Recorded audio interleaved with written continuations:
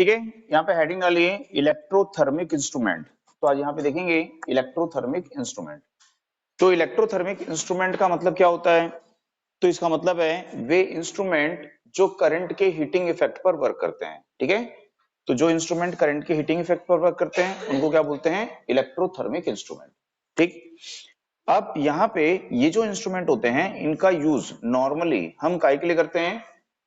तो high frequency current voltage के measurement के लिए इनका यूज किया जाता है। ठीक है, क्योंकि यहाँ पे करंट का हीटिंग इफेक्ट मतलब क्या होता है? आई स्क्वायर आर। ठीक है, तो यहाँ पे ये फ्रीक्वेंसी के वेरिएशन से क्या होंगे? इंडिपेंडेंट। ठीक है ना। तो ये जो इलेक्ट्रोथर्मिक इंस्ट्रूमेंट है यहाँ पे टू टाइप्स के होते हैं। वैसे तो थ्री टाइप्स के होते हैं। एक होता है हॉट वायर इंस्ट्रूमेंट होता है, ठीक है, एक थर्मोकपल और एक होता है बोलोमीटर।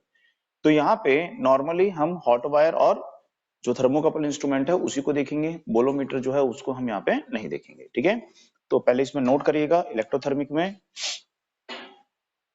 वे इंस्ट्रूमेंट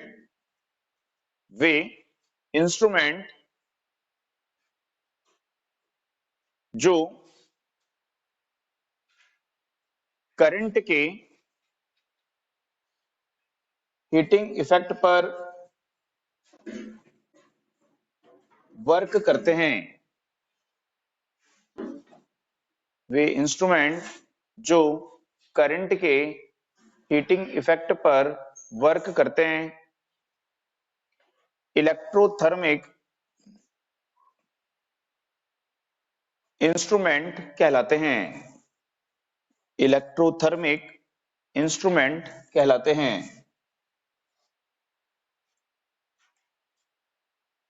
नेक्स्ट के इनका यूज हाई फ्रीक्वेंसी करंट के मेजरमेंट के लिए करते हैं।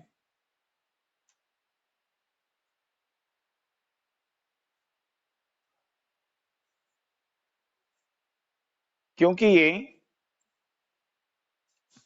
ये सप्लाई फ्रीक्वेंसी के वेरिएशन से, क्योंकि ये सप्लाई फ्रीक्वेंसी के वेरिएशन से इंडिपेंडेंट होते हैं। क्योंकि ये सप्लाई फ्रीक्वेंसी के वेरिएशन से इंडिपेंडेंट होते हैं।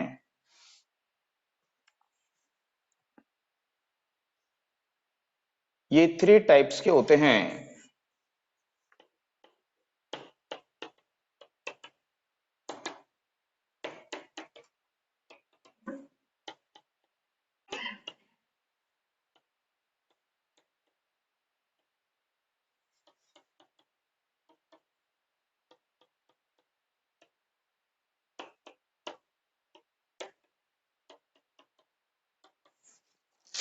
ठीक है, तो ये थ्री टाइप्स के होते हैं, hot wire, thermocouple and bolometer. ठीक है, तो हॉट वायर इंस्ट्रूमेंट यहाँ पे देखेंगे।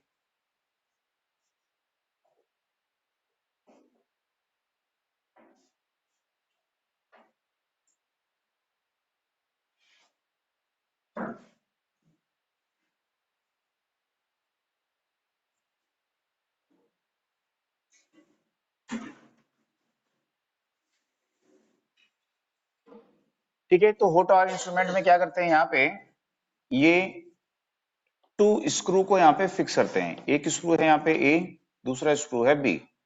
इस पर वर्किंग एलिमेंट है, ये वर्किंग वायर है, वर्किंग एलिमेंट है। इसको यहाँ पे स्ट्रेच करके यहाँ पे फिक्स कर देते हैं, टाइट कर देते हैं इसको। ठीक है, तो यहाँ पे जिस करंट को मेजर करना होता है वो करंट हम इस वर्किंग एलिमेंट से फ्लो करते हैं।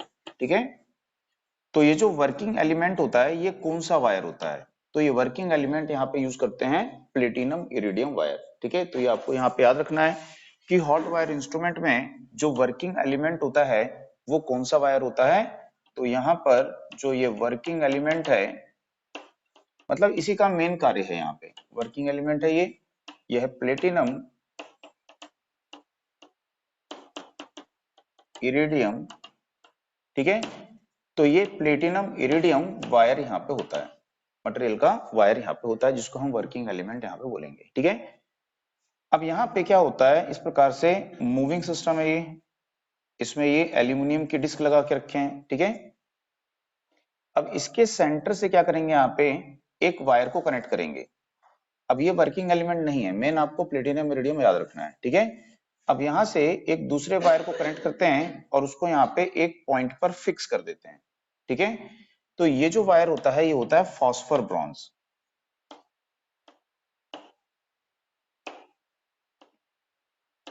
तो ये फॉस्फर ब्रॉन्ज वायर है। अब इस फॉस्फर ब्रॉन्ज वायर से क्या करते हैं, यहाँ पे सिल्क थ्रेड को, यानी कि सिल्क के धागे को कनेक्ट करते हैं, और सिल्क के धागे को इस डिस्क से, जो एल्यूमिनियम की डिस्क है, इस डिस्क से पास करते हुए यहाँ पे एक यूज करेंगे टेंशन स्प्रिंग, और टेंशन स्प्रिंग के द्वारा इसको यहाँ पे कनेक्ट कर देंगे। ठीक है, अब इसमें जो एडी करंट डैम्पिंग होती है, एडी करंट डैम्पिंग प्रोड्यूस करते हैं, तो उसके लिए यहाँ पे क्या कर सकते हैं, परमानेंट मैग्नेट लगा सकते हैं। ये एल्यूमिनियम डिस्क है, एल्यूमिनियम डिस्क में क्या लगा सकते हैं हम, परमानेंट मैग्नेट, जो क्या कर सकती है, एडी करंट डैम्पिंग प्रोड्यूस कर सकती है। ठीक है, अब इसी के साथ में हम क्या करते हैं, पॉइंटर को अटैच कर देते हैं। तो इस तरह से ये पॉइंटर को अटैच कर दिए, और यहाँ पे इस प्रकार से ये स्केल बना दी। ठीक है, कंस्ट्रक्शन में आया कि यहाँ पे ए बी टू स्क्रू है, यहाँ पे ये स्क्रू है यहाँ पे, और इस स्क्रू पे, ठीक है, प्लेटिनम इरिडियम मटेरियल के वर्किंग एलिमेंट को, वायर को यहाँ पे स्ट्रेच करके फिक्स कर देते हैं। ठीक है, कस देते हैं उसको। इसके सेंटर से फॉस्फर ब्रॉन्ज के अनदर वायर को कनेक्ट करके एक पॉइंट पे फिक्स करते हैं। ठीक है, और इस फॉस्फर ब्रॉन्ज वायर से सिल्क थ्रेड, ये यहाँ पे क्या है, सिल्क थ्रेड है।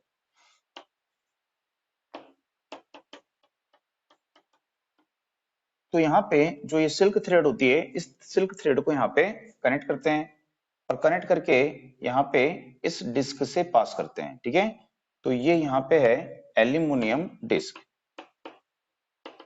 तो ये एल्यूमिनियम डिस्क है, और यह है permanent magnet PM to produce eddy damping.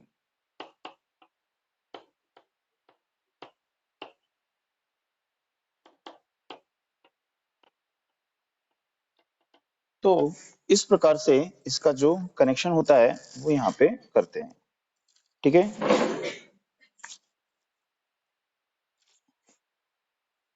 समझ में आया? इसको नोट कर लीजिए, फिर वर्किंग देखते हैं इसकी।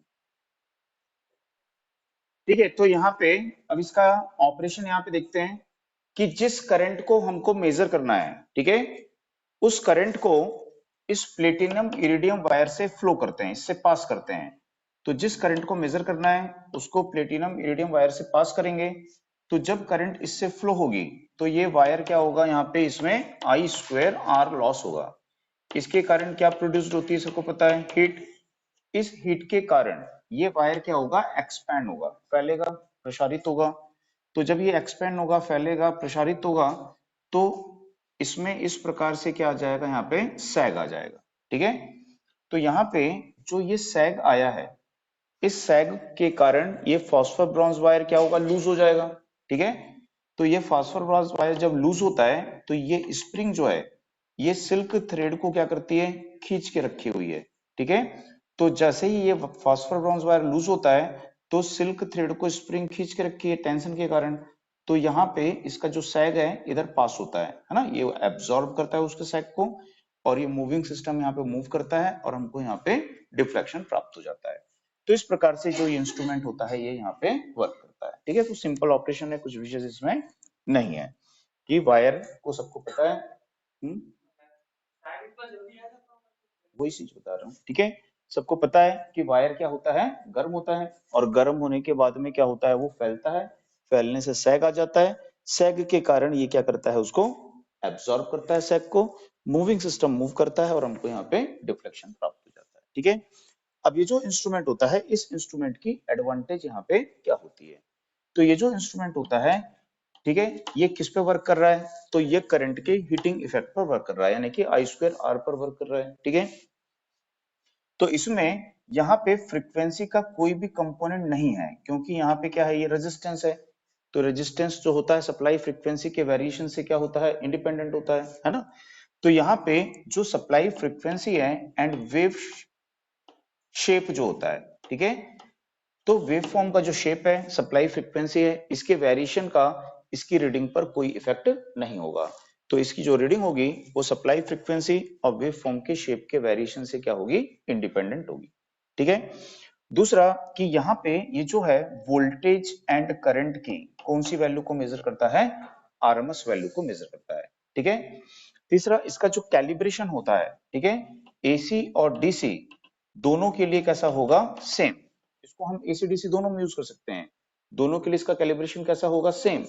बट हम डीसी के लिए हमारे पास इससे बेटर इंस्ट्रूमेंट है पीएमएमसी, ठीक है, उसको यूज करेंगे। तो इसका यूज हम कहां पे करेंगे, हाई फ्रीक्वेंसी एसी के मेजरमेंट के लिए इसको यूज करेंगे। दूसरा कि इसमें हम देखते हैं कि रेजिस्टेंस की वैल्यू क्या है, हाई है ना, रेजिस्टेंस की वैल्यू क्या होती है, यहाँ पे हाई होती है। तो रेजिस्टेंस की वैल्यू हाई होने के कारण ओम पर वोल्ट क्या होगा, हाई होगा। तो ओम पर वोल्ट जो है वो क्या शो करता है, यहाँ पे सेंसिटिविटी को शो करता है। तो इसकी सेंसिटिविटी क्या रहेगी, यहाँ पे हाई रहेगी, ठीक है। दूसरा स्ट्रे मैग्नेटिक फील्ड का इसके ऊपर में कोई इफेक्ट नहीं होगा, बाहर से कोई मैग्नेटिक फील्ड आके इसकी रीडिंग को यहाँ पे प्रभावित नहीं कर सकता है। तो इसमें कोई no stray magnetic field effect होगा, ठीक है। तो no stray magnetic field effect, no electrostatic field effect, कोई बाहर से इलेक्ट्रोस्टैटिक फील्ड इसको अफेक्ट नहीं कर सकता है। तो ये सब जो एरर आते थे वो सब एरर इसमें नहीं आएंगे। एफिशिएंट डैम्पिंग यूज कर रहे हैं हम, एडी करंट डैम्पिंग क्या कर रहे हो इसमें आप यूज कर रहे हो, तो सबसे अच्छी डैम्पिंग है एफिशिएंट डैम्पिंग है, उसका हम यूज कर सकते हैं, ठीक है। दूसरा इसकी ड्रॉबैक क्या होती है, तो यदि हम देखेंगे कि इसका जो डिफ्लेक्टिंग टॉर्क होगा, ठीक है, वो किस पे डिपेंड करेगा, आई स्क्वायर आर पे, यानी कि करंट के स्क्वायर क्या क्या होगा, वो डायरेक्टली प्रोपोर्शनल होगा, ठीक है। तो यहाँ पे इसका जो स्केल होगा वो कैसा होगा, नॉन यूनिफॉर्म स्केल होगा, ठीक है। तो ये इसकी ड्रॉबैक हो जाएगी कि इसका स्केल कैसा होता है, यहाँ पे नॉन यूनिफॉर्म होता है। दूसरा यहाँ पे देखेंगे कि जो ये इंस्ट्रूमेंट है हॉट वायर इंस्ट्रूमेंट, इस इंस्ट्रूमेंट में जब यहाँ से करंट फ्लो होती है, ठीक है, वायर गर्म होता है, गर्म होगा तो हीट प्रोड्यूस्ड होने में समय लगेगा, फिर वायर गर्म होके फैलेगा, ठीक है, फिर सैग आएगा, तभी उसको एब्जॉर्ब करेगा, तब हमको रीडिंग मिलेगी। तो रीडिंग मिलने में हमको क्या मिल लगता है, यहाँ पे ज्यादा समय लगता है। तो ये जो इंस्ट्रूमेंट होते हैं ये कैसे होते हैं, स्लजिश इंस्ट्रूमेंट होते हैं, सुस्त इंस्ट्रूमेंट होते हैं, ठीक है, रीडिंग देने में ये ज्यादा समय लगाते हैं, ठीक है। दूसरा यहाँ पे कि जो ये इंस्ट्रूमेंट है पावर जो कंजम्पशन करेंगे, क्योंकि इनका जो डिफ्लेक्शन है वो किस पे है, आई स्क्वायर आर पे, ठीक है। तो आई स्क्वायर आर मतलब ये पावर कंज्यूम कर रहा है, उसके अगेंस्ट में वायर फैल रहा है, फिर डिफ्लेक्शन मिल रहा है, ठीक है।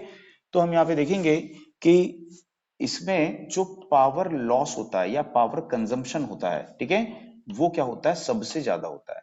तो यदि पूछेगा कि इनमें से किस इंस्ट्रूमेंट का पावर कंजम्पशन हाई होता है, ठीक है, या एफिशिएंसी लो होती है, तो वो कौन सा इंस्ट्रूमेंट होगा, हॉट वायर। अपन पढ़े थे एफिशिएंसी, ठीक है, full scale reading upon power consumption at full scale deflection, ठीक है। तो यहाँ पे इसकी जो एफिशिएंसी होगी वो क्या रहेगी, यहाँ पे लो रहेगी। और सबसे कम पावर लॉस किसमें होता है, तो वो इलेक्ट्रोस्टैटिक के आगे पढ़ेंगे, इलेक्ट्रोस्टैटिक इंस्ट्रूमेंट में सबसे कम पावर कंजम्पशन होता है, ठीक है। तो पावर लॉस इसमें क्या होता है, यहाँ पे ये ज्यादा होता है, ठीक है। तो ये सब इसकी यहाँ पे ड्रॉबैक होती है, आई बात समझ में। दूसरा इसमें क्या होता है कि जब डिफ्लेक्शन मिल गया, डिफ्लेक्शन मिला कैसे, वायर लूज हुआ, ठीक है। अब वायर लूज होने के बाद फिर से जब कूल होगा, ठंडा होगा, करंट जीरो हो गई, वायर क्या होगा, कूल होगा, ठंडा होगा।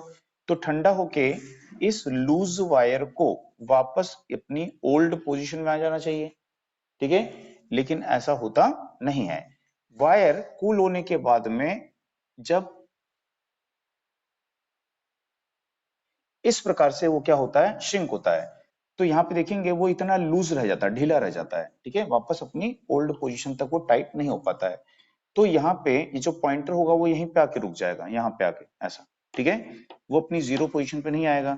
तो फिर हमको स्क्रू को टाइट करके फिर से वायर को कसना पड़ेगा, जिससे पॉइंटर अपनी जीरो पोजीशन पे आ सके। मतलब कि इसकी जीरो पोजीशन को हमको फ्रिक्वेंटली एडजस्ट करना पड़ता है। तो ये इसके साथ में क्या होती हैं, कुछ डिफिकल्टीज भी होती हैं, ठीक है। तो नॉर्मली आजकल इसका यूज हम करते नहीं है, बट कोर्स में है तो कभी क्वेश्चन पूछ सकता है ना, तो इसलिए इसको पढ़ना जरूरी है, ठीक है। तो इसमें नोट करिएगा, इसमें लिखिएगा।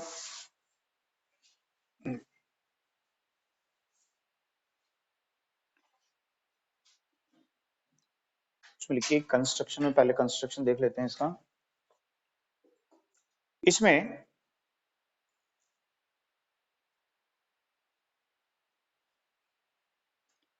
टू स्क्रू, इसमें two screw A and B पर, इसमें two screw A and B पर प्लेटिनम इरिडियम मटेरियल के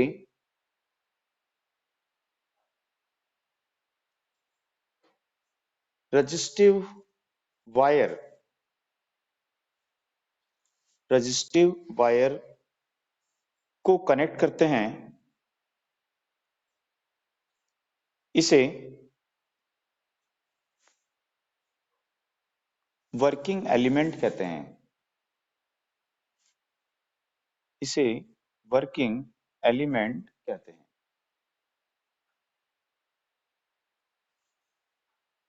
नेक्स्ट के, इस वायर के सेंटर से फॉस्फर ब्रॉन्ज मटेरियल, इस वायर के सेंटर से फॉस्फर ब्रॉन्ज मटेरियल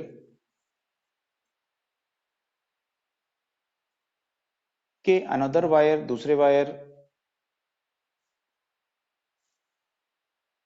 को कनेक्ट करके, को कनेक्ट करके एक पॉइंट पर फिक्स करते हैं, एक पॉइंट पर फिक्स करते हैं।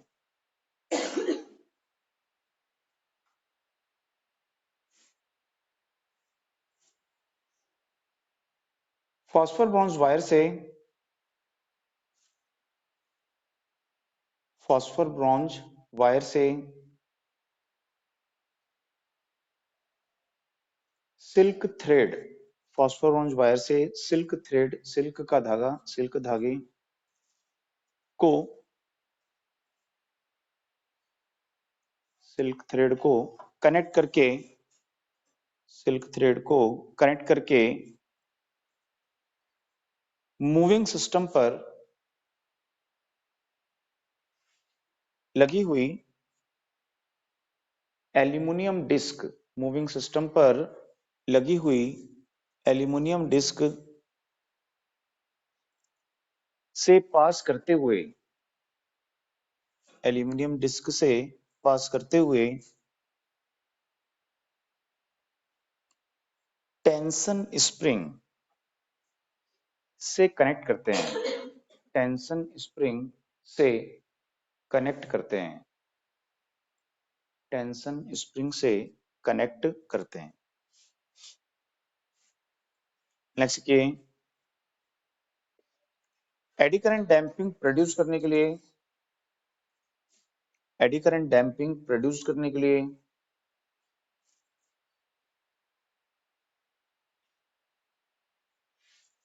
एल्यूमिनियम डिस्क पर, एडी करंट डैम्पिंग प्रोड्यूस करने के लिए एल्यूमिनियम डिस्क पर परमानेंट मैग्नेट लगाते हैं, परमानेंट मैग्नेट लगाते हैं। ठीक, अब इसके बाद में इसका ऑपरेशन लिखिए।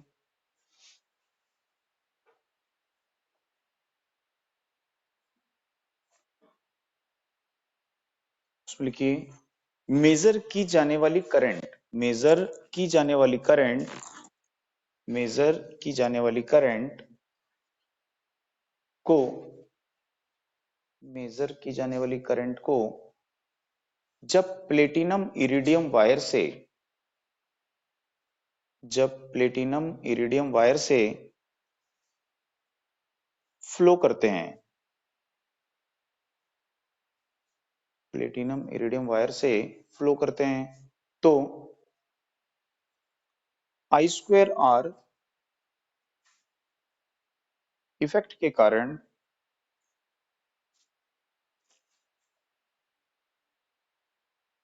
उसमें हीट प्रोड्यूस्ड होती है, आई स्क्वायर आर इफेक्ट के कारण उसमें हीट प्रोड्यूस्ड होती है। इससे वायर एक्सपैंड होता है, फैलता है, प्रसारित होता है।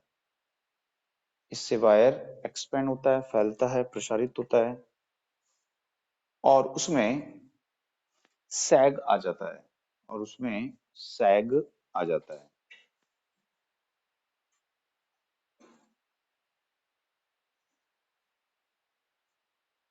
Phosphorus wire, phosphor bronze wire,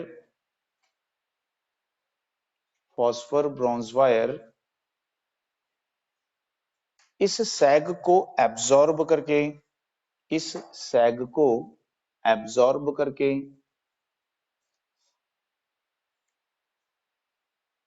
silk thread को पास करता है, सिल्क थ्रेड को पास करता है।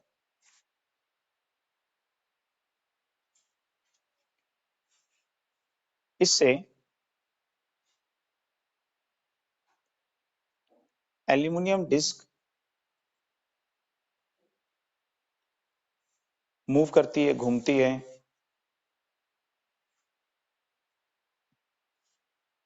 और डिफ्लेक्शन प्राप्त हो जाता है। इससे एल्यूमिनियम डिस्क मूव करती है, घूमती है और डिफ्लेक्शन प्राप्त हो जाता है।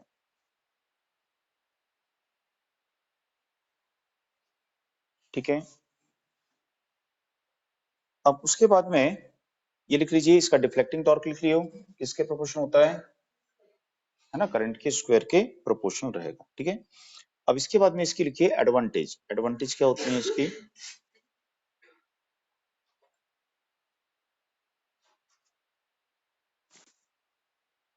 तो फर्स्ट लिखिए, यह supply frequency and wave shape, यह supply frequency and wave shape के वेरिएशन से, के वेरिएशन से इंडिपेंडेंट होता है, अप्रभावित होता है।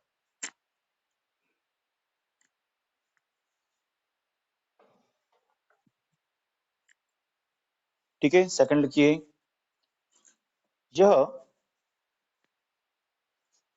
वोल्टेज एंड करंट की आरएमएस वैल्यू मेजर करता है, यह वोल्टेज एंड करंट की आरएमएस वैल्यू मेजर करता है।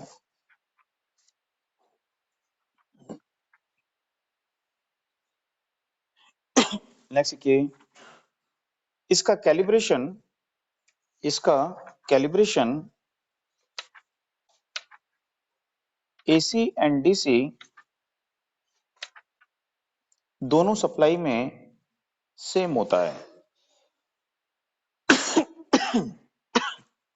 इसका कैलिब्रेशन एसी एंड डीसी दोनों सप्लाई में सेम होता है।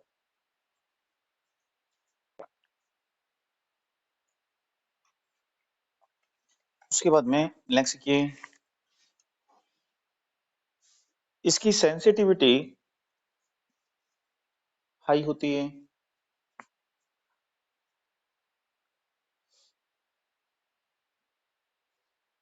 नेक्स्ट, इसमें stray field error, stray magnetic field error, इसमें स्ट्रे मैग्नेटिक फील्ड एरर नहीं होता है, इसमें स्ट्रे मैग्नेटिक फील्ड एरर नहीं होता है।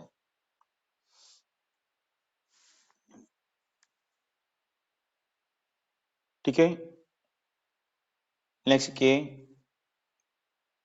इसमें हिस्ट्रेसिस एरर नहीं होता है, इसमें हिस्ट्रेसिस एरर नहीं होता है।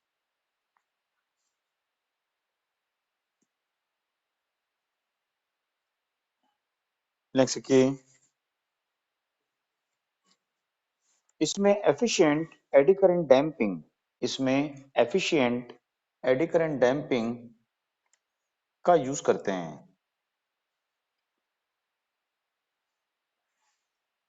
इसमें एफिशिएंट एडी करंट डैम्पिंग का यूज करते हैं। इसकी ड्रॉबैक लिखिए,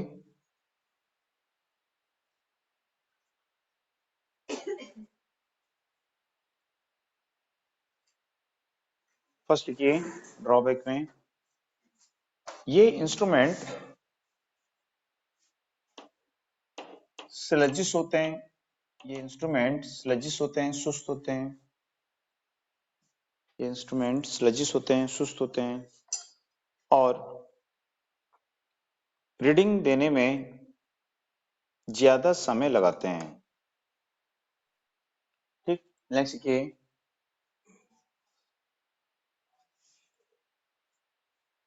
इसका स्केल नॉन यूनिफॉर्म होता है।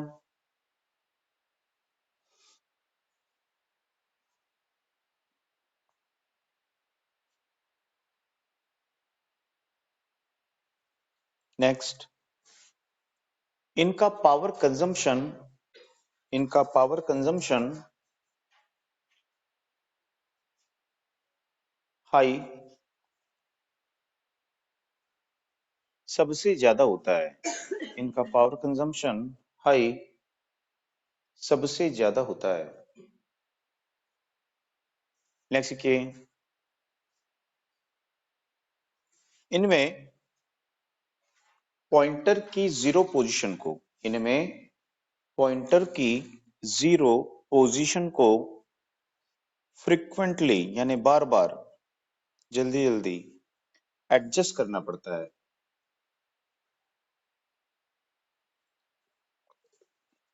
पॉइंटर की जीरो पोजीशन को फ्रीक्वेंटली एडजस्ट करना पड़ता है। चलिए, तो यहाँ पे देखेंगे थर्मोकपल इंस्ट्रूमेंट, ठीक है। तो थर्मोकपल इंस्ट्रूमेंट जो होता है ये सीबेक इफेक्ट पर वर्क करता है, ठीक है। जो थर्मोकपल पढ़ते हैं ना, थर्मोकपल किस इफेक्ट पर वर्क करता है, तो वो सीबेक इफेक्ट पर वर्क करता है। तो इसमें क्या करते हैं, सीबेक इफेक्ट क्या है कि इसमें टू डिसिमिलर मेटल, दो अलग अलग धातुओं के उनको जोड़ करके इस प्रकार से, तो टू डिसिमिलर मेटल्स को जोड़ करके क्या करते हैं, एक जंक्शन बनाते हैं, ठीक है। तो इसको क्या बोलते हैं, यहाँ पे थर्मोकपल बोलते हैं। अब यदि इस थर जंक्शन को क्या करेंगे, यहाँ पे हीट करेंगे, तो यहाँ पे क्या होगी, ईएमएफ इंड्यूस्ड होगी, ठीक है। तो यहाँ पे जंक्शन को हमने क्या किया, हीट किया, तो यहाँ पे क्या होगी, एक ईएमएफ इंड्यूस्ड होगी। अब यहाँ पे एक हम लेंगे रेफरेंस जंक्शन जिसका टेम्परेचर क्या होता है, लो, ठीक है। और उसके बाद में यदि हम इसके सर्किट को क्या कर देते हैं, यहाँ पे क्लोज कर देते हैं, तो इसमें क्या फ्लो होगी, यहाँ पे थर्मो इलेक्ट्रिक करंट इसको बोलेंगे, ठीक है। थर्मो इलेक्ट्रिक करंट का मतलब क्या होता है, जो हीट एनर्जी के कारण इलेक्ट्रॉन फ्लो हो रहे हैं, है ना। तो flow of electron due to क्या है, हीट एनर्जी है ना। तो उसको क्या बोलते हैं, थर्मो इलेक्ट्रिक करंट। तो जो थर्मो इलेक्ट्रिक करंट है वो यहाँ पे फ्लो होती है और उसका नेचर कैसा होता है, डीसी होता है, डीसी यानी वन डायरेक्शन में वो फ्लो होती है, ठीक है। बात समझ में आई। तो इसको यहाँ पे बोलते हैं थर्मोकपल और इस इफेक्ट को सबसे पहले बता लगाया था सीबेक ने और उसके नाम पे इसको बोलते हैं सीबेक इफेक्ट, ठीक है। तो यदि हम देखेंगे यहाँ पे कि इस थर्मोकपल को हम यूज करेंगे जिस इंस्ट्रूमेंट में, तो उस इंस्ट्रूमेंट को क्या बोलेंगे, थर्मोकपल इंस्ट्रूमेंट, ठीक है। तो क्या करते हैं, क्लोज चैम्बर ले लेते हैं यहाँ पे और इस क्लोज चैम्बर के अंदर में यहाँ पे एक रेजिस्टिव एलिमेंट को यूज करते हैं।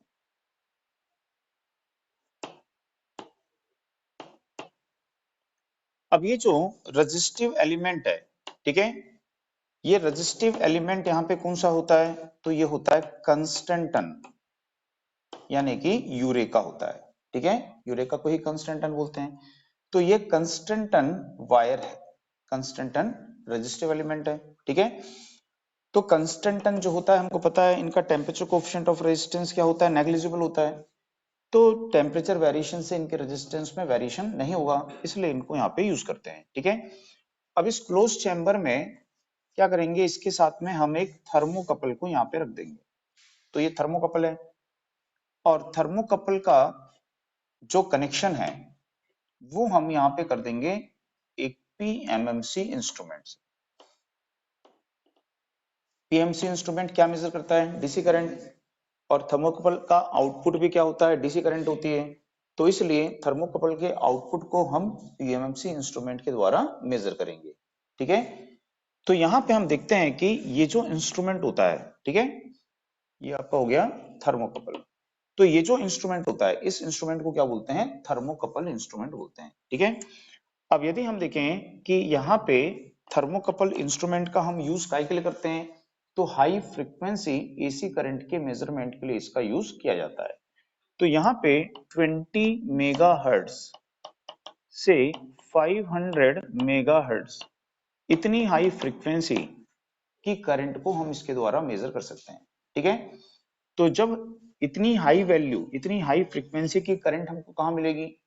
तो जो टेलीकम्युनिकेशन इक्विपमेंट होते हैं, है ना, रेडियो ब्रॉडकास्टिंग होता है ना, रिसेप्शन होता है, तो रेडियो ब्रॉडकास्टिंग में, टेलीकम्युनिकेशन इक्विपमेंट्स में क्या होती है? हाई फ्रीक्वेंसी करंट होती है। तो उस करंट के मेजरमेंट में हम इसको यूज कर सकते हैं।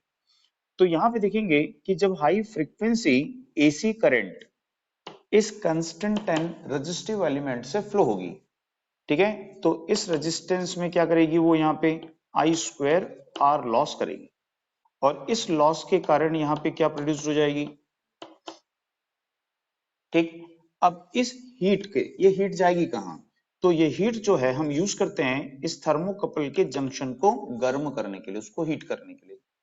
तो जब यहाँ पे थर्मोकपल का जंक्शन हीट होता है, गर्म होता है, ठीक है, तो इसके आउटपुट में कौन सी करंट फ्लो होगी? यहाँ पे डीसी करंट। और इस डीसी करंट को कौन मेजर करता है? यहाँ पे पीएमएमसी इंस्ट्रूमेंट मेजर कर लेता है। ठीक है, तो इस तरह से इस इंस्ट्रूमेंट का यूज किया जाता है हाई फ्रीक्वेंसी करंट के मेजरमेंट के लिए। ठीक, अब यहाँ पे जो ये इंस्ट्रूमेंट है, थर्मोकपल इंस्ट्रूमेंट है, इसमें हम यूज कर रहे हैं कौन सा वायर? Constant and wire. तो हाई फ्रीक्वेंसी करंट पर हम देखेंगे क्या होता है? स्किन इफेक्ट होता है। ठीक है, स्किन इफेक्ट पढ़े थे, किस पर डिपेंड करता है वो? फ्रीक्वेंसी के डायरेक्टली प्रोपोर्शनल होता है। ठीक है, तो यहाँ पे जब इतनी हाई फ्रीक्वेंसी होगी तो इस फ्रीक्वेंसी पे क्या होगा? इस कंस्टेंट एंड वायर में स्किन इफेक्ट होगा, और स्किन इफेक्ट के कारण कंडक्टर का रेजिस्टेंस क्या होता है? इंक्रीज हो जाता है। तो इसका रेजिस्टेंस भी क्या हो सकता है? इंक्रीज। ठीक है, जिससे कि रीडिंग में एरर आ सकता है। तो स्किन इफेक्ट को हमको क्या करना पड़ेगा? रिड्यूस करना पड़ेगा। तो स्किन इफेक्ट किस पर डिपेंड करता है? तो वो वायर के डायामीटर के स्क्वायर के डायरेक्टली प्रोपोर्शनल होता है। तो यदि हम वायर के डायामीटर को कम करेंगे तो स्किन इफेक्ट उसके स्क्वायर में ही क्या हो जाएगा? डिक्रीज हो जाएगा। तो इसलिए कंस्टेंट एंड वायर का जो डायामीटर होता है वो बहुत कम रखते हैं। कितना? 0.025 mm। तो इतना पतला ये वायर होता है, ठीक है, जिससे कि इसमें स्किन इफेक्ट क्या होगा? नेग्लिजिबल हो जाएगा। ठीक है, और वायर के रेजिस्टेंस में फ्रीक्वेंसी के कारण कोई चेंज नहीं आएगा। आई बात समझ में? तो इस तरह से ये थर्मोकपल इंस्ट्रूमेंट का यूज करते हैं। तो ये भी करंट के हीटिंग इफेक्ट व्यवहार करता है, और उसका पावर कंजम्पशन भी क्या होता है? हायर होता है। अब उसमें लिखिएगा, नोट करिएगा,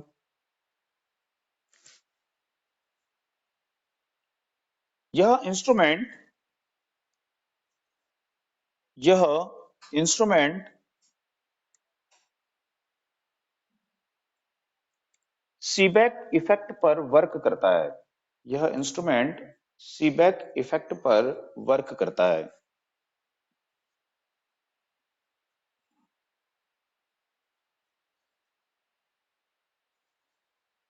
इसमें टू डिसिमिलर मेटल, दो असमान धातुओं, टू डिसिमिलर मेटल, असमान धातुओं,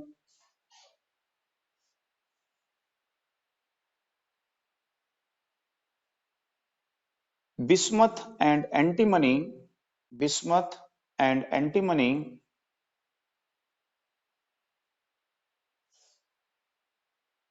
बिस्मथ एंड एंटीमनी को जोड़कर एक जंक्शन बनाते हैं।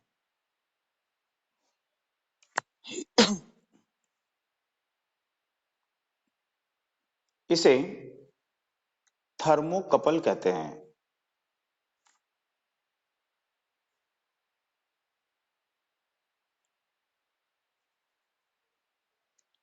थर्मोकपल जंक्शन को थर्मोकपल जंक्शन को हीट करने पर, थर्मोकपल जंक्शन को हीट करने पर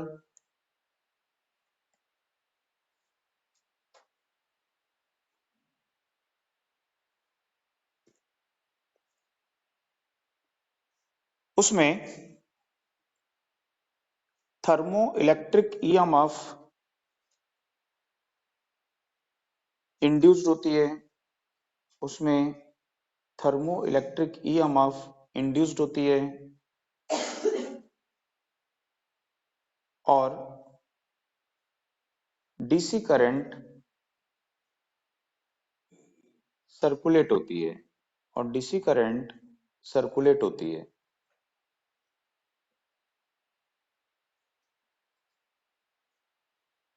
ठीक, नेक्स्ट के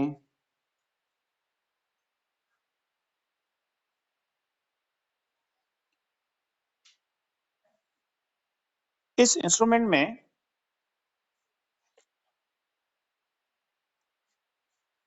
क्लोज चैम्बर, इस इंस्ट्रूमेंट में क्लोज चैम्बर में क्लोज चैम्बर में कंस्टेंटन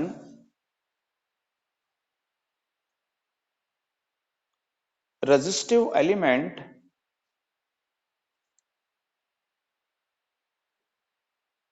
के साथ थर्मोकपल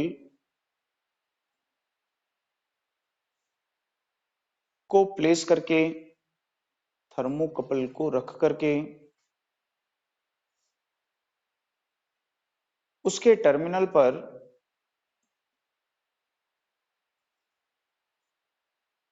पीएमएमसी इंस्ट्रूमेंट कनेक्ट करते हैं, पीएमएमसी इंस्ट्रूमेंट कनेक्ट करते हैं। नेक्स्ट ये मेजर की जाने वाली, मेजर की जाने वाली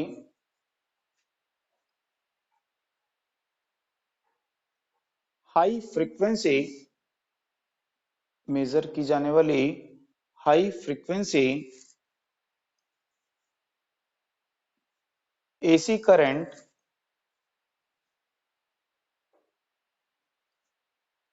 को कंस्टेंट वायर को कंस्टेंट वायर से फ्लो करने पर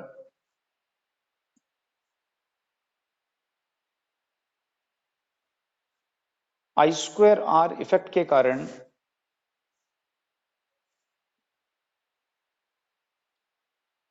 हीट प्रोड्यूस्ड होती है। इससे थर्मोकपल जंक्शन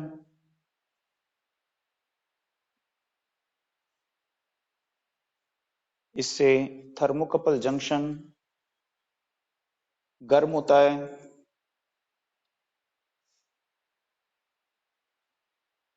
उसमें डीसी करंट फ्लो होती है, उसमें डीसी करंट फ्लो होती है। इसे पीएमएमसी इंस्ट्रूमेंट के द्वारा मेजर कर सकते हैं, मेजर करते हैं, इसे पीएमएमसी इंस्ट्रूमेंट के द्वारा मेजर करते हैं।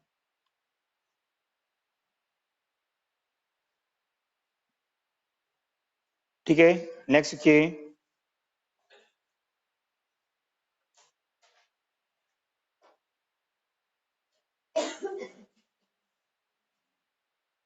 हाई फ्रीक्वेंसी, ऐसे लिखिए इस इंस्ट्रूमेंट का यूज, इस इंस्ट्रूमेंट का use high frequency current,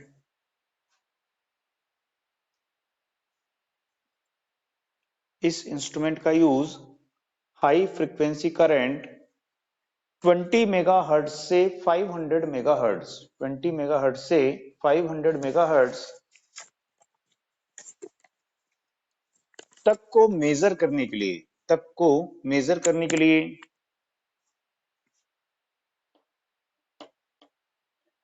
radio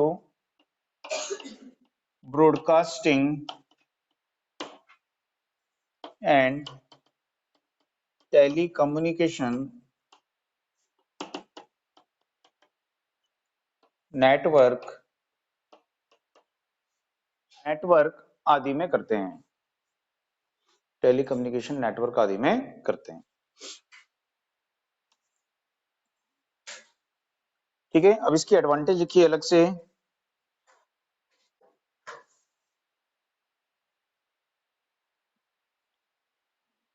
यह वोल्टेज एंड करंट की आरएमएस वैल्यू मेजर करता है। यह वोल्टेज एंड करंट की आरएमएस वैल्यू मेजर करता है।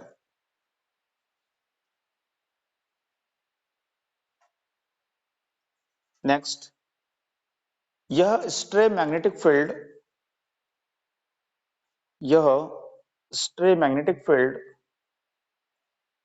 से अनअफेक्टेड होता है, अप्रभावित होता है। यह स्ट्रे मैग्नेटिक फील्ड से अनअफेक्टेड होता है, अप्रभावित होता है। इसमें फ्रीक्वेंसी एरर नहीं होता है, नो फ्रीक्वेंसी एरर, इसमें फ्रीक्वेंसी एरर नहीं होता है।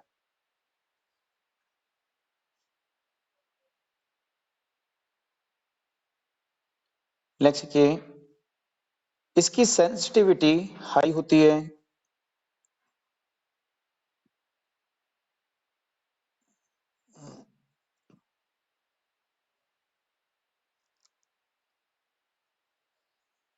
नेक्स्ट, इसका कैलिब्रेशन एसी एंड डीसी, ऐसा मत लिखो, इसको ऐसे लिखो, इस इंस्ट्रूमेंट को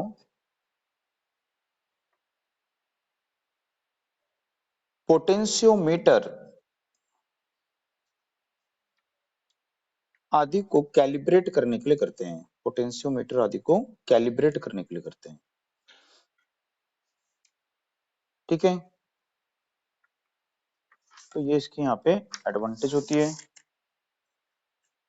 अब इसके बाद में देखेंगे होता है इलेक्ट्रोस्टैटिक इंस्ट्रूमेंट।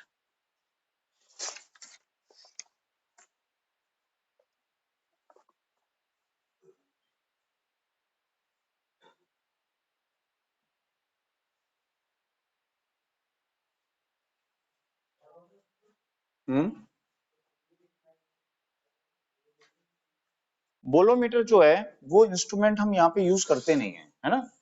बोलोमीटर जो है वो कैसा इंस्ट्रूमेंट है, वो डिपेंड करता है रेजिस्टेंस पे, कि जो रेजिस्टेंस की वैल्यू है वो रेजिस्टेंस की वैल्यू टेम्परेचर के कारण क्या हो जाती है, चेंज हो जाती है। तो रेजिस्टेंस की वैल्यू कितनी चेंज हुई है, चेंज इन रेजिस्टेंस को क्या करते हैं वहां पे मेजर करते हैं और उसके द्वारा पता करते हैं। तो वो इंस्ट्रूमेंट नहीं है यहाँ पे कोर्स में, इसलिए उसको नहीं बता रहे हैं। ठीक है, तो यहाँ पे देखेंगे इसमें इलेक्ट्रोस्टैटिक इंस्ट्रूमेंट, इलेक्ट्रोस्टैटिक और एक इंडक्शन भी बचा हुआ है ना, इंडक्शन टाइप भी बचा हुआ है। चलो ठीक है, इलेक्ट्रोस्टैटिक देख लेते हैं, इसके बाद इंडक्शन देखेंगे। इलेक्ट्रोस्टैटिक इंस्ट्रूमेंट, तो इलेक्ट्रोस्टैटिक इंस्ट्रूमेंट का यूज भी हम किस में कर सकते हैं, एसी डीसी दोनों में कर सकते हैं। ठीक है, दूसरा, इलेक्ट्रोस्टैटिक्स के प्रिंसिपल पर ओनली वोल्ट मीटर बनाए जाते हैं। तो वोल्ट मीटर बनाने के लिए इसका यूज करते हैं, अमीटर के लिए इसका यूज नहीं किया जाता है। अब ये इलेक्ट्रोस्टैटिक इंस्ट्रूमेंट जो होते हैं, ठीक है, ये किस प्रिंसिपल पर वर्क करते हैं, तो ये इलेक्ट्रोस्टैटिक्स के प्रिंसिपल पर वर्क करते हैं। अब इलेक्ट्रोस्टैटिक्स का प्रिंसिपल क्या होता है, तो उसको यहाँ पे समझते हैं। तो इलेक्ट्रोस्टैटिक इंस्ट्रूमेंट में क्या करेंगे, यहाँ पे कंडक्टर की टू प्लेट या टू डिस्क का यहाँ पे यूज करते हैं। ठीक है, तो कंडक्टर की ये टू प्लेट्स हैं यहाँ पे इस प्रकार से, तो ये कंडक्टर की टू प्लेट्स हो गई, टू कंडक्टर प्लेट्स हो गई। अब इन कंडक्टर प्लेट्स में एक प्लेट को क्या कर देते हैं यहाँ पे फिक्स कर देंगे, तो ये होती है फिक्स्ड प्लेट। और दूसरी प्लेट जो होती है इसको फ्री रखते हैं टू मूव, तो ये होती है यहाँ पे मूवेबल प्लेट।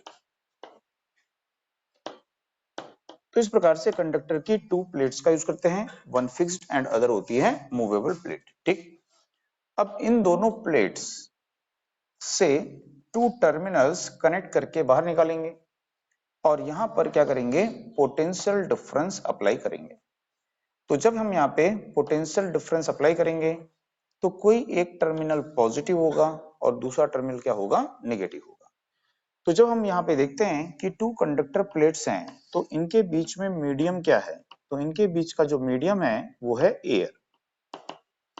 तो यदि टू कंडक्टर प्लेट्स के बीच का मीडियम एयर है तो उनके बीच में यहाँ पे क्या एग्जिस्ट हो जाएगा, तो कैपेसिटेंस। ठीक है, तो इनके बीच में यहाँ पे कैपेसिटेंस उत्पन्न हो जाता है। तो जब यहाँ पे हम पोटेंशियल डिफरेंस अप्लाई करते हैं, ठीक है, तो जिस प्लेट को हमने पॉजिटिव सप्लाई से कनेक्ट किया है तो इस प्लेट पर क्या आते हैं, यहाँ पे पॉजिटिव चार्ज जो है वो एक्युमुलेट होते हैं।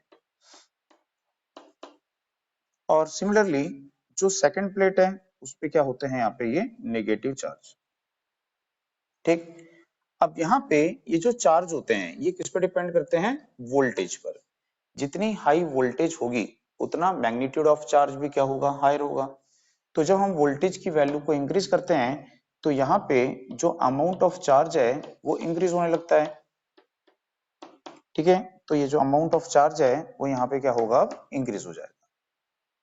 तो यहाँ पे ये जो चार्ज होते हैं कैसी कंडीशन में होते हैं, स्टेशनरी कंडीशन में, तो इनको क्या बोलते हैं, इलेक्ट्रोस्टैटिक चार्ज बोलते हैं। ठीक है, तो ये जो इलेक्ट्रोस्टैटिक चार्ज होते हैं, अब इन चार्ज के मध्य कौन सा फोर्स एक्ट करेगा, तो हम देखते हैं कि ये कैसे चार्ज हैं, डिसिमिलर चार्ज हैं, है ना, असमान ध्रुवता के हैं, असमान पोलरिटी के हैं।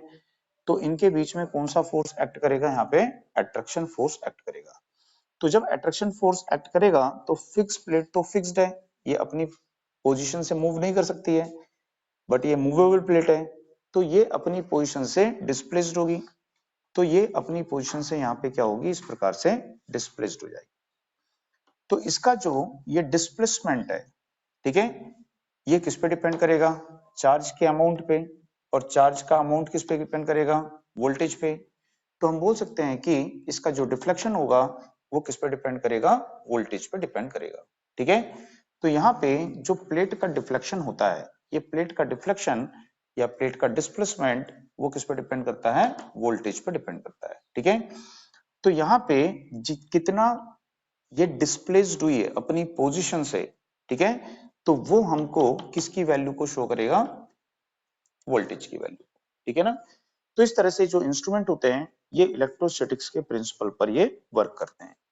तो यहाँ पे देखते हैं कि वेरी लार्ज वोल्टेज अप्लाई करने पर, ठीक है, इनमें जो डिफ्लेक्शन होता है वो स्मॉल होता है। ठीक है, तो इसलिए इसका जो यूज है वो हम लो वोल्टेज मेजरमेंट के लिए नहीं कर सकते हैं। तो इनका यूज केवल कहाँ पे करते हैं, वेरी हाई वोल्टेज मेजरमेंट के लिए। तो जैसे कि 20 केवी वोल्ट है, ठीक है, 500 केवी वोल्ट है, तो इस रेंज की वोल्टेज के मेजरमेंट के लिए इनका यूज किया जाता है।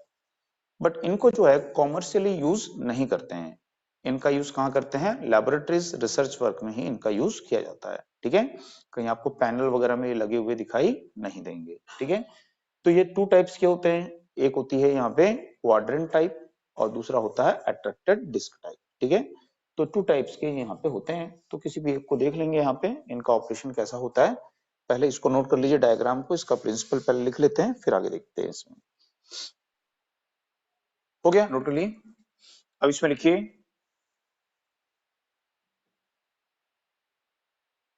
ये इंस्ट्रूमेंट इलेक्ट्रोस्टैटिक्स के प्रिंसिपल पर वर्क करते हैं।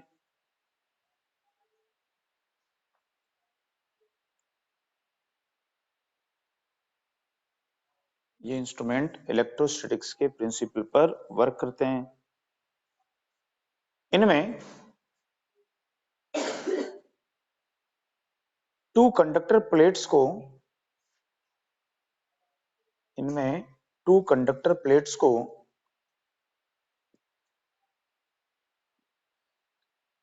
एक दूसरे के पैरेलल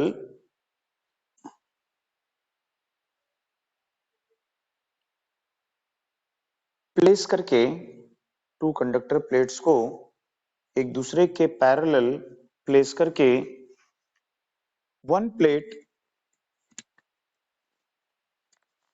को फिक्स्ड एंड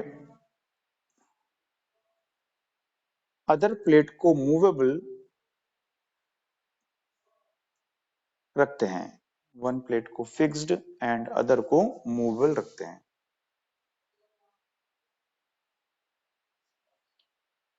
इन दोनों प्लेट पर पोटेंशियल डिफरेंस अप्लाई करने पर, इन दोनों प्लेट्स पर पोटेंशियल डिफरेंस अप्लाई करने पर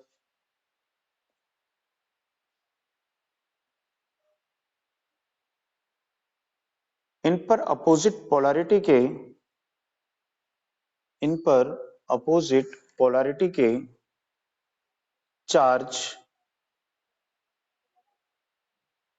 एक्युमुलेट होते हैं।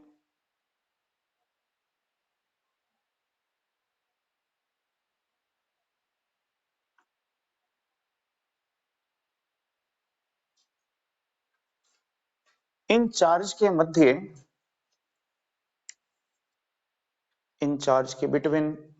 मध्य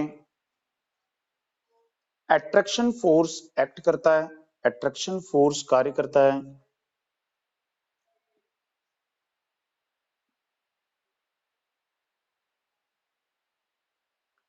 इससे मूवेबल प्लेट अपनी पोजीशन से डिस्प्लेस्ड होती है, विस्थापित होती है। अपनी पोजीशन से डिस्प्लेस्ड होती है, विस्थापित होती है।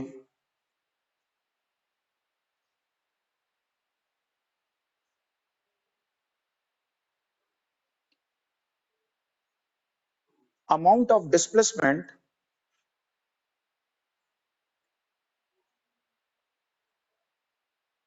applied voltage amount of displacement comma applied voltage की वैल्यू अप्लाइड वोल्टेज के मैग्नीट्यूड लिख सकते हो, अप्लाइड वोल्टेज के मैग्नीट्यूड के प्रोपोर्शनल होता है। अप्लाइड वोल्टेज के मैग्नीट्यूड के प्रोपोर्शनल होता है।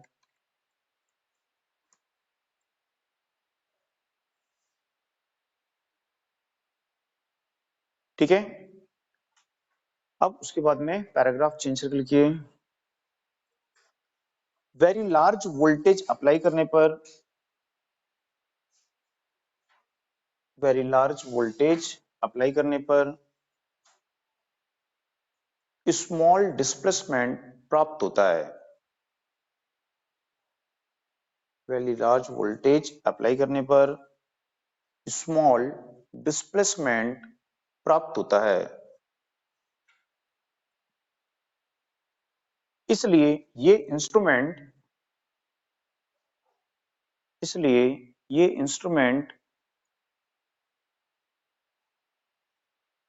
हाई वोल्टेज मेजरमेंट के लिए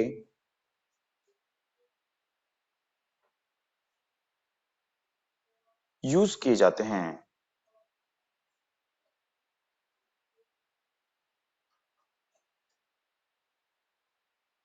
नेक्स्ट किए,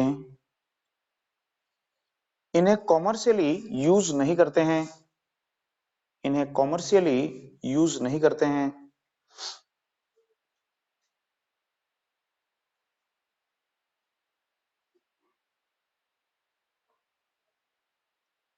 इनका यूज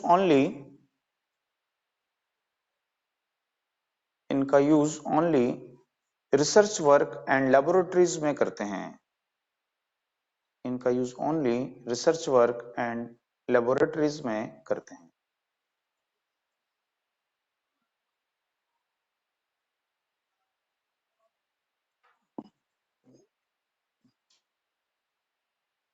ये 2 टाइप्स के होते हैं।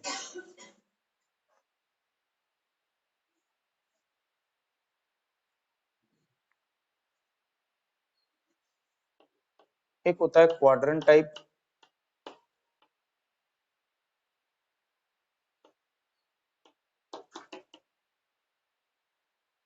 और दूसरा होता है अट्रैक्टेड डिस्क टाइप। तो इसका जो यूज है वो करते हैं 100 वोल्ट से 20 केवी और इसका यूज करते हैं 500 केवी।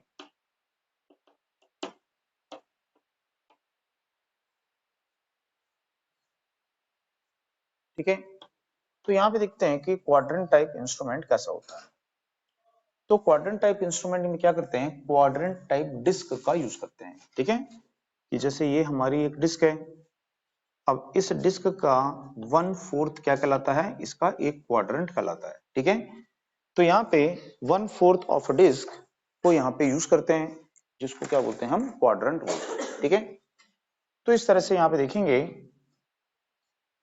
कि कंडक्टर मटेरियल एल्यूमिनियम की ये एक डिस्क है और इसी के साथ में कंडक्टर की ये एक अनदर डिस्क है। इस प्रकार से ये 2 डिस्क का यूज करेंगे और इन डिस्क पर पोटेंशियल अप्लाई करेंगे। तो एक पर क्या होंगे, यहाँ पे पॉजिटिव चार्ज एक्यूमुलेट होंगे और दूसरे पे क्या होंगे, यहाँ पे ये नेगेटिव चार्ज एक्यूमुलेट होंगे। ठीक है, तो इन डिस्क को हम कैसे यूज करेंगे, तो इसके लिए हमको बनाना पड़ता है मूविंग सिस्टम।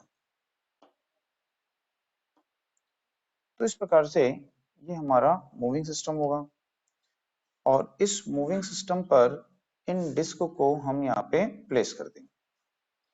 ठीक है, मूविंग सिस्टम के साथ में जो अटैच है वो मूविंग डिस्क हो जाएगी और दूसरी जो डिस्क है उनको हम यहाँ पे ऐसा फिक्स कर देंगे।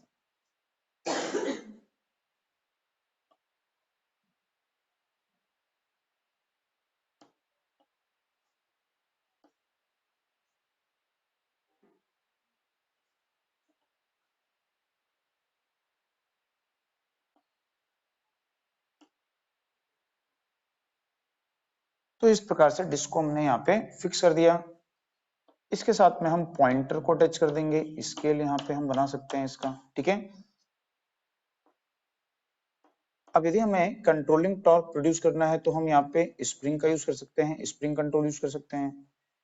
और यदि हमें डैम्पिंग टॉर्क प्रोड्यूस करना है तो आपको बताया था कि इलेक्ट्रोस्टैटिक इंस्ट्रूमेंट में कौन सी डैम्पिंग का यूज करते हैं, तो इसमें एक ही डैम्पिंग, फ्लूइड डैम्पिंग है ना। फ्लूइड डैम्पिंग आपको बताया था एक ही इंस्ट्रूमेंट में यूज करते हैं और वो इंस्ट्रूमेंट कौन सा होता है, इलेक्ट्रोस्टैटिक्स।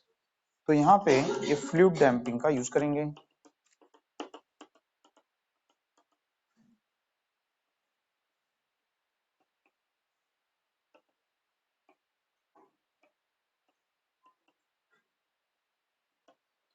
ये आपकी कंट्रोल स्प्रिंग है।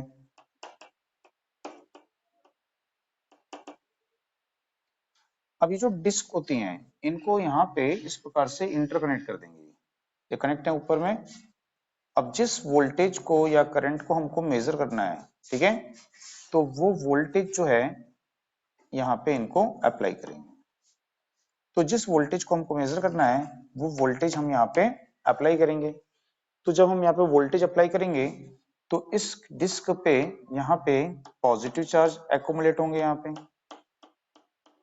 ठीक है, इन पे यहाँ पे ये पॉजिटिव चार्ज आएंगे और इस पे यहाँ पे क्या आएंगे, ये नेगेटिव चार्ज आएंगे। तो ये जो अमाउंट ऑफ चार्ज है वो किस पे डिपेंड करेगा, वोल्टेज पे। जितनी हाई वोल्टेज उतना ज्यादा चार्ज यहाँ पे एक्यूमुलेट होंगे। अब ये जो दोनों डिस्क हैं वो अभी ऐसे रखी हुई है। ठीक है, तो जब ये डिस्क ऐसे रखी होती हैं और चार्ज एक्यूमुलेट होते हैं तो इनके बीच में क्या होगा, अट्रैक्शन फोर्स होगा और ये जो मूविंग डिस्क है ये ऐसा मूव करेगी, इसको ओवरलैप करेगी तो अपनी पोजीशन से क्या होगी, ये शिफ्ट होगी, इसको ओवरलैप करेगी तो जब ये शिफ्ट होगी तो पूरे मूविंग सिस्टम को घुमाएगी। ठीक है, और हमको क्या मिलेगा, फिर यहाँ पे डिफ्लेक्शन प्राप्त होगा। सही बात समझ में।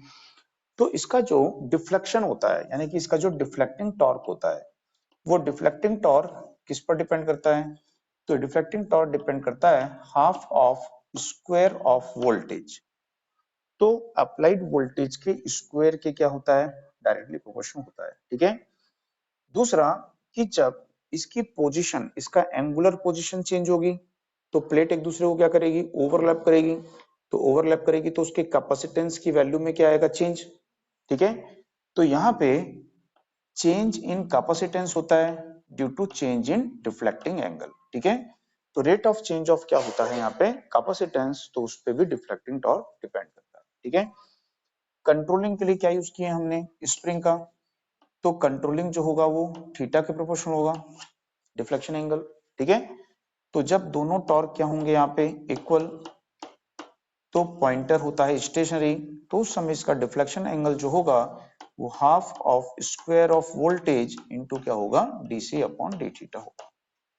तो यहाँ पे देखते हैं कि इस प्रकार से इसमें हमको यहाँ पे डिफ्लेक्शन एंगल, जो इसका डिफ्लेक्शन होगा वो डिफ्लेक्शन थीटा हमको यहाँ पे प्राप्त होता है, और वो deflection half of square of voltage into DC upon D theta के प्रोपोर्शनल होता है।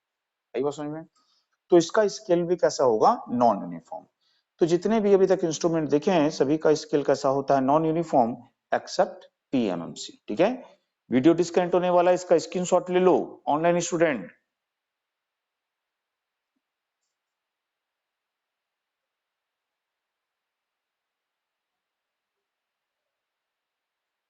इसका स्क्रीनशॉट ले लो जल्दी से।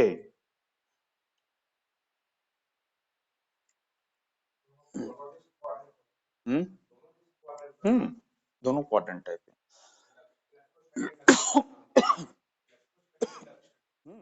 इलेक्ट्रोस्टैटिक्स, ये दोनों डिस्क ऐसे हैं, ऐसे होंगी, तो कैपेसिटेंस क्या होगा, फुल कैपेसिटेंस, कितना एरिया कवर कर रहा है इतना, यही कैपेसिटेंस ऐसा मूव करेगी, ठीक है।